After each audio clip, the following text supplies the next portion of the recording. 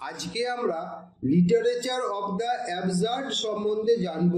Literature of the absurd বলতে আমরা সেই সকল নাটক এবং গদ্যে লেখা উপন্যাসকে বুঝি যেগুলির মূল বক্তব্য হলো মানুষের জীবন এটা অ্যাবসার্ড, এবং যে সাহিত্যকর্ম এই অ্যাবসার্ডিটি অফ লাইফকে রিপ্রেজেন্ট করতে পারবে সেই সাহিত্যকর্মগুলো অ্যাবসার্ড জাতীয় হবে।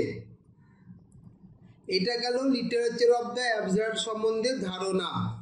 আমরা এবার জানব যে লিটারেচার অফ দ্য অ্যাবসার্ড কবে শুরু হয়েছে, কোথায় বা শুরু হয়েছে, কীভাবেই বা শুরু হয়েছে।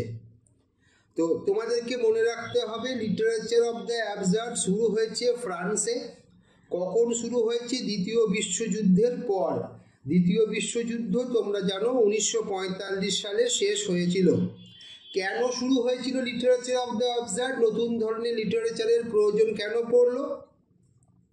না, traditional view of literature and culture এটা কিন্তু পাল্টে গেল। তাহলে ট্র্যাডিশনাল ভিউ অফ কালচার কি ছিল?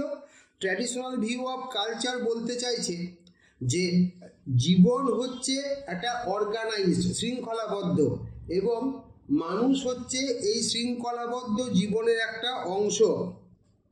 এবং দ্বিতীয় বিশ্বযুদ্ধের ভয়াবহতার পর অ্যালবার্ট কামু এবং সার্ত্রের মতো দার্শনিকরা লিখলেন যে মানুষ কিন্তু জীবন থেকে আলাদা হয়ে গেছে এবং মানুষের জীবন একটা অর্থহীন একটা যাত্রা।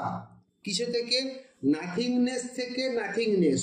কিছুই ছিল না, যেখানে যাচ্ছে সেখানেও কিছু নেই, তাহলে সব কিছুই ইনডেফিনাইট, ইনসিকিওর। তো যাই হোক, দ্বিতীয় বিশ্বযুদ্ধের পরবর্তী সময়ে আমরা এক্সপেক্ট করব লিটারেচার অফ দ্য অ্যাবসার্ড লেখা হয়েছে। তবুও আমরা এই দ্বিতীয় বিশ্বযুদ্ধের বেশ কিছু আগে লেখা ফ্রেঞ্চ প্লেরাইট অ্যালবার্ট জেরির লেখা নাটক উবু রয়, যেটাকে অনুবাদ করলে হয় উবু দ্য কিং, সেই নাটকের মধ্যে আমরা লিটারেচার অফ দ্য অ্যাবসার্ডের গুণাবলী পাই।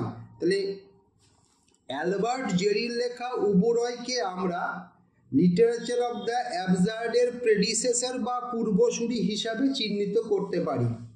এবার আমরা জানব সেই সকল সাহিত্যকর্ম সম্বন্ধে যেগুলো লিটারেচার অফ দ্য অ্যাবসার্ডের অন্তর্গত। প্রথমেই আমাদের মনে আসছে বা মাথায় আসছে ফ্রেঞ্চ নাট্যকার ইউজিন আয়োনেস্কোর লেখা দ্য বাল্ড সোপ্রেনো এবং দ্য লেসেন্স। এইবার এই দুটো নাটকে আয়োনেস্কো কি দেখিয়েছেন? যে মানুষ তার সমস্ত রুট মানে মূল থেকে বিচ্ছিন্ন হয়ে পড়েছে।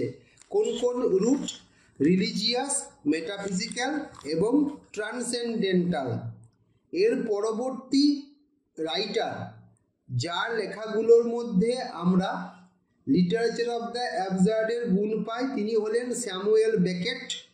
তার লেখা দুটি উল্লেখযোগ্য নাটক যেগুলি লিটারেচার অফ দ্য অ্যাবসার্ডের অন্তর্গত সেগুলি হলো ওয়েটিং ফর গোডো এবং এন্ড গেম। এই দুটি নাটকে আমরা দেখছি এক ধরনের জীবন তিনি এখানে উপস্থাপিত করেছেন, যে জীবনের মধ্যে কোনো লজিক নেই, কি ঘটছে কেন ঘটছে তার কোনো কারণ নেই, কজ ইফেক্ট কোনো সিকুয়েন্স নেই। আমরা প্রথমেই বলেছি যে গদ্যে লেখা উপন্যাসের মধ্যেও আমরা লিটারেচার অফ দ্য অ্যাবসার্ডের গুণাবলী পাই। সেই রকম দুটি লেখা লিখেছেন এই স্যামুয়েল বেকেট, আয়ারল্যান্ডের লোক। তার এই রকম দুটি প্রোজ ফিকশনের নাম হলো মেলন্ডাইজ এবং দ্য আননেমেবল। অন্যান্য যারা রাইটার যাদের লেখনীর মধ্যেও আমরা লিটারেচার অফ দ্য অ্যাবসার্ডের গুণাবলী পাই তাদের মধ্যে আমরা ফরাসি নাট্যকার জা গেনেট, ইংরেজি নাট্যকার হ্যারল্ড পিন্টার, আমেরিকান নাট্যকার এডওয়ার্ড অ্যালবি এবং ইংরেজ নাট্যকার টম স্টপার্ডের নাম উল্লেখ করতে পারি। আমি এই অল্প সময়ের ভিডিওর মধ্যে আশা করা যায় লিটারেচার অফ দ্য অ্যাবসার্ড সম্বন্ধে সংক্ষিপ্ত ধারণা প্রকাশ করতে বা বোঝাতে পেরেছি, দিতে পেরেছি তোমাদেরকে। সকলকে ধন্যবাদ।